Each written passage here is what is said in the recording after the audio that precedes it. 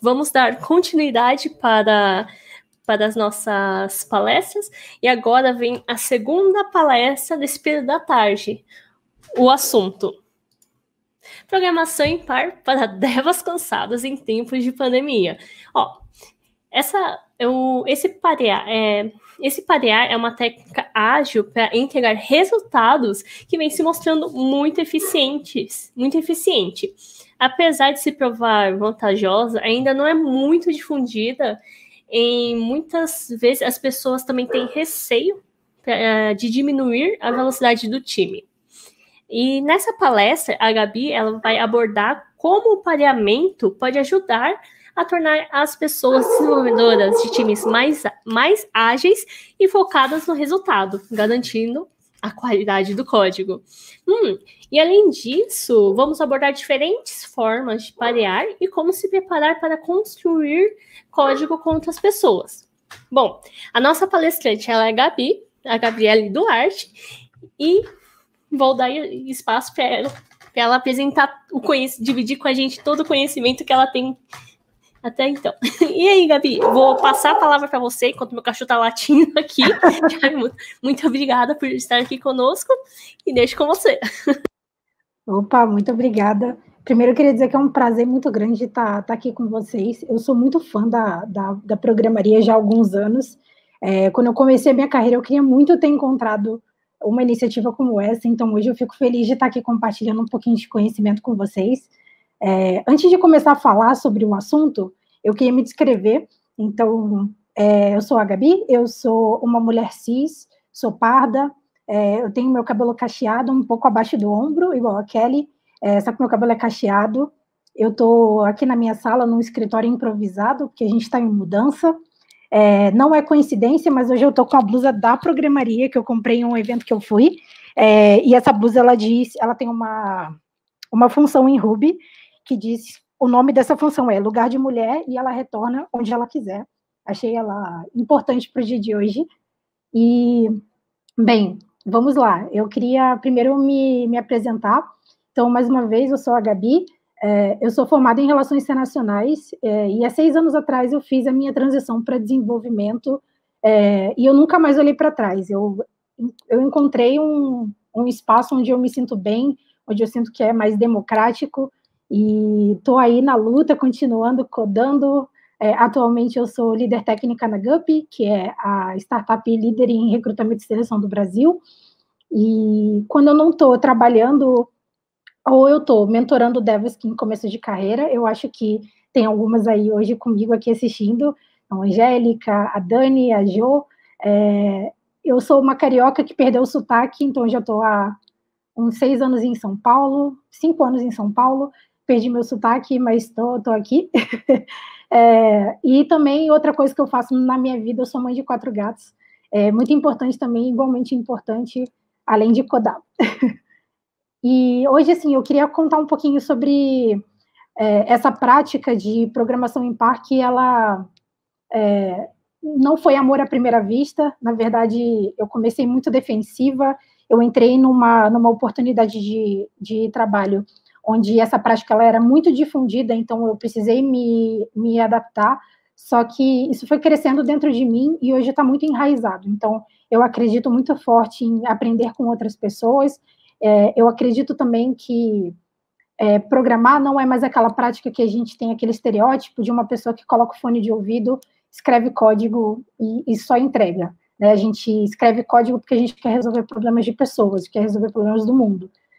E aí, muito guiado nessa visão que eu tenho, quero compartilhar aqui um pouquinho com vocês sobre essa prática, né, que é só amor. Antes de falar de programação em par, eu queria trazer primeiro sobre trabalho em par, pareamento.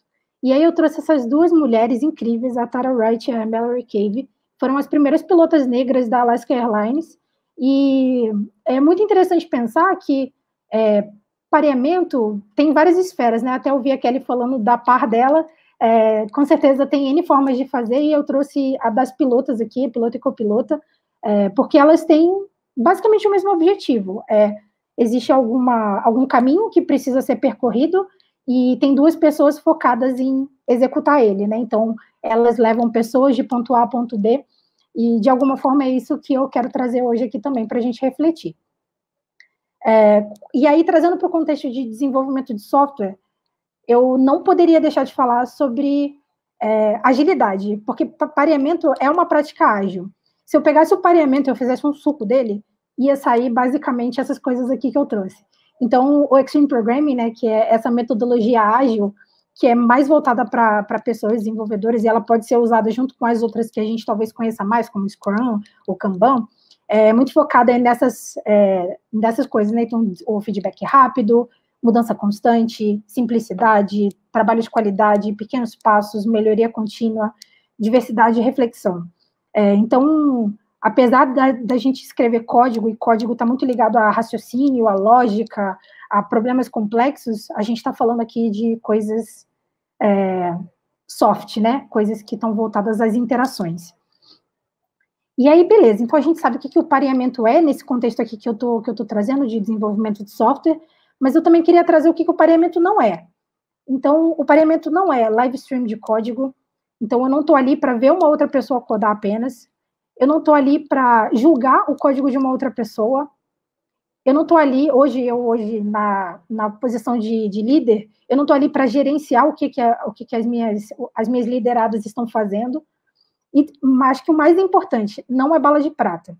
É uma coisa que eu tenho maturado mais é que em tech não existe bala de prata para nada, não existe uma tecnologia que é melhor do que a outra, não existe uma prática que é melhor do que a outra, a gente tem que entender os conceitos como ferramentas e como que eles se adaptam para as nossas necessidades. E aí aqui eu trouxe esse GIF, que são dois ratinhos, né, correndo nessa rodinha, só que um deles, tadinho, tá perdido, tá preso, e curioso que eu peguei esse GIF de um tweet que tinha como legenda programação em par. Então, se você já se sentiu, ou se você se sente como esse ratinho durante um pareamento, tem algo errado. A gente precisa parar e olhar para isso. E, poxa, por que o pareamento é bom? Por que ele está ganhando força já aí desde o Extreme Programming, né, que trouxe isso muito à tona, mas que ainda tem algumas dificuldades. Mas por que ele está ganhando força, né? O pareamento ele é muito bom porque ele torna o código propriedade de um time, né? Então, a gente... Imagino que talvez você já tenha vivido alguma situação onde tem uma pessoa que tem um conhecimento maior sobre algum pedaço de um contexto, de algum pedaço de código, e aí ela entrega mais rápido, ela é a pessoa que tem que fazer isso.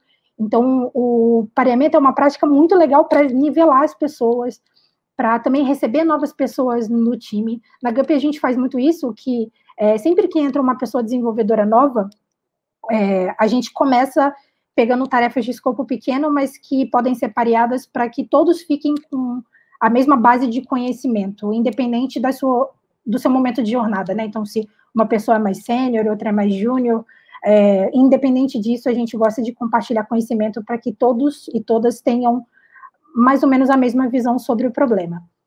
E aí, isso gera um ritmo muito mais distribuído dentro do time.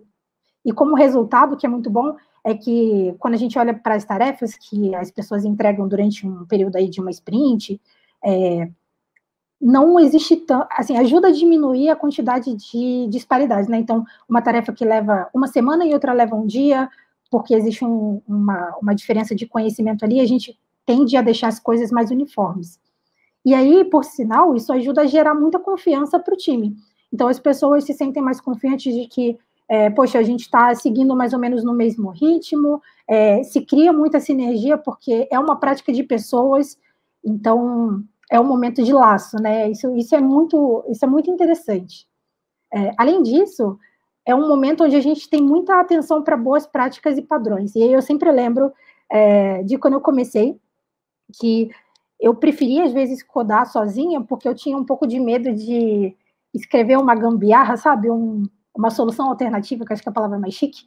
E quando eu parei, eu sinto que eu expando o meu campo de visão, porque tem uma pessoa trazendo uma outra visão ali, e eu também me atento para não tomar essas soluções. Me ajuda também a melhorar a comunicação, então isso é muito legal, porque, né, é uma prática de pessoas, e também traz mais foco, porque são duas pessoas focadas em um objetivo só, então, sabe aquele momento que sobe uma notificação e aí você vai ver e acaba entrando num monte de e-mail e resolvendo um monte de coisa, e isso tudo ajuda. Então, quando a gente tem uma outra pessoa, a gente tende a ir do ponto A para o ponto B muito mais rápido, porque a gente está mais focada. Como um geral, também ajuda a evoluir a cultura de software mais rápido, e cultura é a cola entre as pessoas. Então, se a gente está colaborando, aprendendo, compartilhando, a gente está evoluindo cultura. E cultura de software, né? Então, cultura de qualidade, entregar os requisitos de uma forma interessante, e aí acho que volta muito na parte do ágil também, então de ter o feedback rápido ali, que eu trouxe no outro slide, de ter a reflexão, tudo isso o pareamento ajuda muito. E, poxa, se a gente está falando que as pessoas, elas colaboram, elas criam os laços, não existe tanta disparidade, a gente tem a chance de revisitar padrões e garantir que a gente está andando bem com relação às boas práticas que a gente acredita. Então, eu tô trazendo aqui, mas eu tenho a experiência empírica de que existe uma maior chance de que a gente tenha menos bugs, né? Só que nem tudo são flores, então tem as suas desvantagens também. A maior que eu já vi na minha carreira é que pessoas não técnicas, muitas vezes, elas não entendem o valor de ter duas cabeças pensantes olhando para um problema só. Só que, assim, não é tão direto, né? Então, a gente tem duas pessoas olhando para uma tarefa, isso não significa que a velocidade ela foi reduzida para metade. Isso significa que a gente está entregando as coisas com, possivelmente, mais qualidade, o que evita o retrabalho. A gente está se atentando a todos os requisitos também. Então, é sempre importante dialogar, mas eu entendo que isso é uma coisa muito grande e que talvez dificulte a adoção mais em outros times. Além disso, uma desvantagem é que demanda um alinhamento entre as partes que vão participar desse pareamento. Então, você precisa saber qual é o contexto que você vai se inserir com aquela outra pessoa e qual é o objetivo e se ele está claro. Além disso, nem sempre o ambiente é propício. Então, como é uma prática de pessoas, mais uma vez, podem existir, eu trago da minha experiência, eu já fui muito defensiva no passado, na hora de escrever código, eu tinha muito medo, isso pode existir, mas é importante, né, a gente estar sempre pensando como passar por isso. Além disso, cansa muito, se a gente está muito focada em um problema, estamos discutindo bastante, estamos olhando para uma questão técnica, isso dá uma canseira muito grande e demanda muita pausa também. Além disso, também a gente precisa alinhar as agendas. E aí, em tempos de pandemia, a gente sabe que muitos alinhamentos viraram reuniões. Então, alinhar as agendas no momento onde as pessoas elas vão fazer as pausas demanda bastante. A gente precisa tomar bastante cuidado com isso. Então, beleza, eu trouxe aqui um pouquinho sobre o que o pareamento é, o que ele não é, coisas que são boas, coisas que não são tão legais assim. E aí eu imagino que para vocês talvez esteja ficando claro uma visão de duas mulheres, espero, sentadas em frente a um computador escrevendo código. Só que existem vários tipos de tarefa. Então, a gente pode ter desde um bug, que a gente ainda não sabe exatamente como resolver, mas a gente sabe que existe um problema, uma pesquisa, uma feature de negócio, uma prova de conceito, um alinhamento de épico, então um desafio muito grande que a gente acabou de receber e a gente precisa entender como quebrar em tarefas menores. Então, se a gente tem vários tipos de tarefa, como é que a gente usa uma mesma prática para todas elas? Parece que essa conta não fecha muito. Só que a gente não precisa usar a mesma prática, então eu trouxe aqui algumas ideias de como que a gente pode exercer o pareamento dependendo do tipo de desafio que a gente está encontrando. Então, aqui eu trouxe a primeira, que eu acho que é a mais famosa, que é pilota e copilota. E aí eu trouxe aqui em homenagem a duas devas que trabalham comigo, a Flávia e a Thay, para dar uma exemplificada. Então, a pilota e a copilota, a pilota e copilota é o estilo onde a gente vai dividir as responsabilidades. Então, aqui no exemplo eu trouxe a Flávia, que está como pilota, e ela vai controlar o teclado e vai verbalizar o que ela está fazendo. Então, se ela vai abrir um arquivo, se ela está preocupada em, talvez, investigar alguma camada primeiro. E aí a Thay, que é a copilota, vai focar nos requisitos, então todas aquelas aquelas coisas que estão detalhadas que precisam ser feitas, então ela vai trazendo isso e vai ajudar a refletir sobre teste, então se a gente consegue cobrir com algum teste automatizado, por exemplo, sobre legibilidade do código, possíveis problemas, sabe aquele ponto vírgula que às vezes a gente esquece e não compila o código? Então, a programação impar ajuda a evitar essa quebra de cabeça que a gente fica aí um tempão pensando por que meu código não funciona, e às vezes é um detalhe. E aí é importante que nessa prática aqui haja essa troca de papéis. Então, não é que a Flávia vai ser sempre a pilota e a Thay vai ser sempre a copilota. Elas vão trocando para que haja essa rotatividade do trabalho e fique mais gostoso também. Essa daqui é uma das formas. Uma outra chama ping-pong. É uma prática um pouco mais dinâmica e ela não tem exatamente um momento específico onde as coisas, tipo um tempo específico, como, por exemplo, um pomodoro, onde as pessoas vão trocar de papel. E aí o ping-pong, ele tem como base, pelo menos o que eu conheço, mas eu imagino que deva ter outras formas, o desenvolvimento orientado a teste. Eu sou muito fã de testes e eu vou sempre embutir um pouquinho de teste quando for falar de qualquer outra coisa voltada a software, porque é muito importante. E aí, só trazendo um tweet rápido sobre o que é desenvolvimento orientado a teste, é uma prática onde você primeiro vai escrever um teste, depois você vai implementar o código, e aí você vai passar por um ciclo chamado vermelho, verde e refatoração. Então, eu escrevo um teste que quebra, depois eu implemento uma solução, e aí o meu teste fica verdinho, isso significa que ele passou, e quando o teste fica verde, significa que eu tenho um requisito que ele está pronto. E aí eu posso focar em refatorar. E o teste me dá segurança para que eu refatore sem que eu quebre a minha funcionalidade. Então, aqui nesse caso de pareamento, eu tenho a Thay e a Flávia de novo, então a Thay ela vai escrever um teste que falha, a Flávia vai implementar o código e vai fazer o teste passar, então vai sair do vermelho para o verde, e aí se a Flávia encontrar uma oportunidade de refatorar e melhorar aquele código, ela refatora. Em seguida, a Flávia já escreve o teste que quebra e aí joga a bola para a Thay. E a Thay implementa o teste e refatora se ela quiser. E assim vai. Essa prática ela é muito legal porque ela é muito mais dinâmica. Então, ela ajuda a ficar mais gostoso na hora de parear. Aqui eu trouxe um pouquinho sobre como você pode, talvez, começar a implementar essas duas formas, que são práticas mais voltadas para quando você sabe o problema exatamente como ele é, então talvez um bug que você já conheça ele bem, que você saiba onde é que está o problema, uma feature, um requisito de negócio que você também já tem uma ideia, mais ou menos, vocês já têm uma ideia de como vocês podem começar a fazer. Então aí, para a gente tornar isso realidade, acho que a primeira coisa é definir o momento de rotação. Então, no caso de pilota e copilota, que tal fazer sessões de 45 minutos com pausa de 15? Aqui é só um exemplo, tá? Mas o que funcionar melhor, 30 minutos, 5, enfim. E é muito importante ter foco em apenas uma tela, e a pessoa que vai ficar responsável pelo teclado e compartilhamento da tela é a pessoa que vai estar efetivamente executando, a outra vai estar mais se comunicando. Aqui eu trouxe sobre, então, essas práticas que ajudam em tarefas que são mais fechadinhas, elas têm um escopo mais fechado. Mas a gente também tem outros casos. Então, aqui eu trouxe um terceiro, chama Dividir para Conquistar, que é um estilo que funciona muito bem para tarefas onde a gente talvez não saiba muito bem qual é o caminho. Por exemplo, o Spike. O Spike é uma nomenclatura de tarefas onde geralmente você tem uma pergunta, como que eu consigo monitorar um contexto? Um exemplo.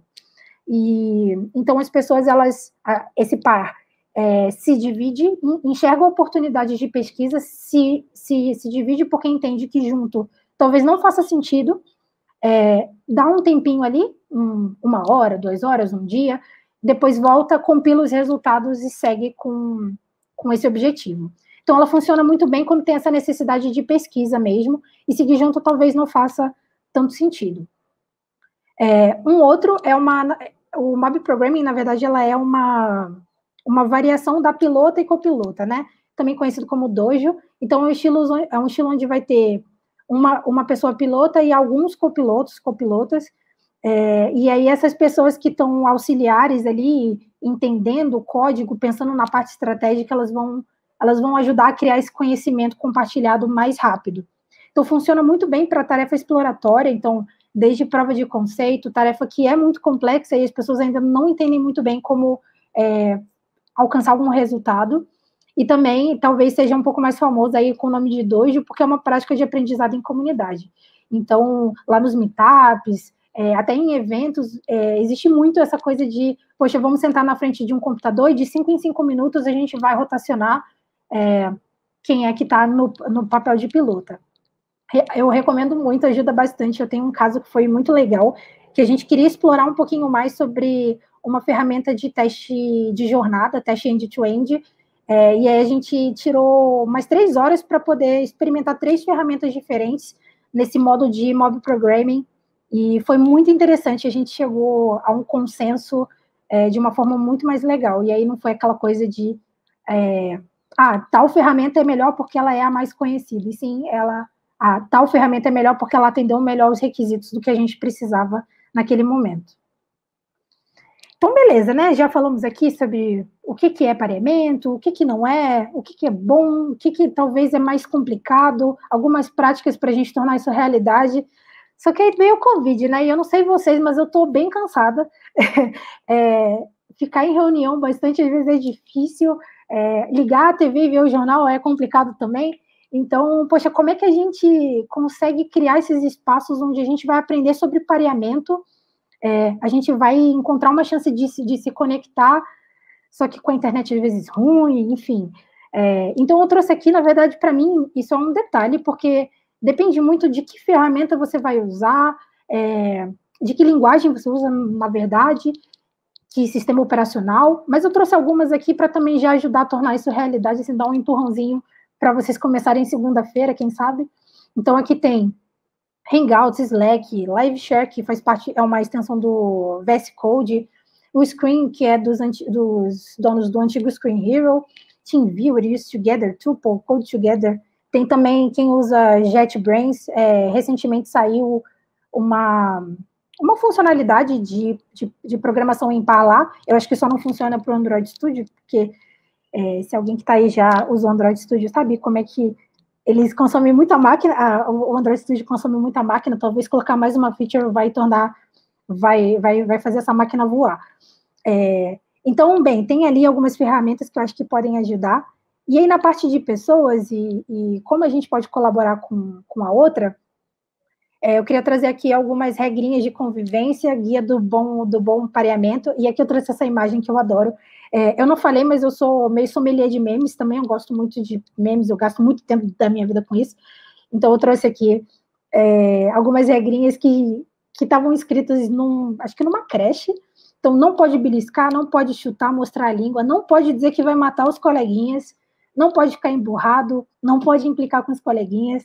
Então, pensando nessas regrinhas de convivência aí, igual da creche, mas, claro, somos adultas e, enfim, para a gente ter um pareamento saudável, tem algumas coisas pequenas, mas que trazem resultados muito grandes. Então, primeiro, acho que se eu pudesse dar uma dica de como fazer um pareamento muito, muito maneiro, se comunicar. A gente sabe que, às vezes, o problema é complexo e a nossa tendência é ficar reflexiva e ficar pensando se tal caminho vai fazer sentido, mas é muito importante você vocalizar o que você está pensando, independente de você ter a linha de raciocínio toda. Isso ajuda a expandir os seus horizontes e permitir que a outra pessoa que está contigo traga ideias também. É importante também você ser específico onde você quer que a sua par olhe. Então, olha ali aonde? Então, dizer, poxa, na linha 157, no método ABC, tem um ponto e vírgula sobrando. Vai quebrar, vai dar ruim.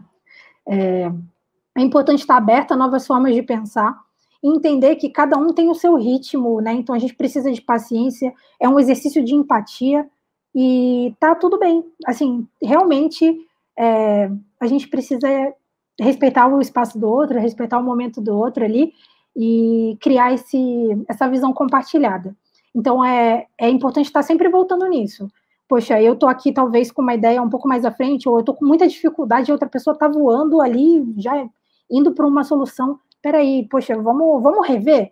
Eu estou com dificuldade de entender. Então, verbalizar e dizer eu não sei ou eu não estou entendendo vai tornar essa dinâmica muito melhor. E sobre discordância, né? a gente tende a encarar a discordância como algo muito negativo, mas, na verdade, se a gente não discorda, a gente não vê outros pontos de vista. Então, discordar é muito bom, só que quando isso acontecer, é importante a gente pensar mais no benefício de ideia A versus ideia B, e menos em quem é mais sênior ou quem tem a opinião mais forte. Pensando nisso, é importante a gente apoiar a vulnerabilidade. Então, se você está pareando com uma pessoa que você sente que pode estar defensiva, como foi a Gabi de um tempinho atrás, poxa, por que não liderar pelo exemplo e falar, poxa, eu também não sei se a minha solução tá boa, ou, enfim, se essa ideia faz sentido. O que você acha? Então, trazer a pessoa ali pode ajudar a ela se sentir menos vulnerável, e não que vulnerabilidade seja um problema, mas é só para a gente criar esse senso compartilhado e poder ter um momento muito maneiro. Da mesma forma, é importante a gente desencorajar o julgamento. Então, você dizer que não sabe não significa que você é incapaz. E digo mesmo da pessoa que pode estar contigo. Então, sei lá, uma vez aconteceu comigo. Eu estava pareando com uma pessoa de um outro país e ele falou, essa sua opinião não é boa. E eu fiquei, tá, beleza, ela não é boa, mas por quê? Então, depois você ter essa chance de trocar o feedback é fundamental. E por isso que eu coloquei ele aqui destacado, porque o que a gente não verbaliza, a gente não toma consciência e não melhora. Então, é muito importante trocar feedback. Eu trouxe aqui um exemplo de uma dinâmica, então... Oi, Gabriela. Desculpa te cortar, Gabriele. É porque já deu tempo.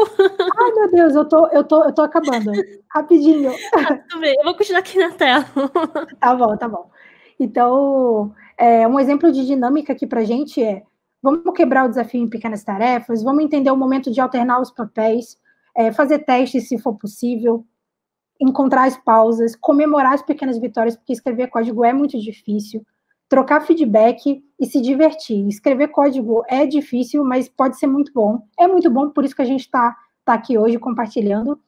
E aqui eu trouxe só um exemplo até aqui das minhas amigas de trabalho, a Thay e a Flávia, o Fê também estava junto, a gente estava fazendo um mob programming, e a gatinha dela apareceu, e foi super divertido, foi um momento de laço.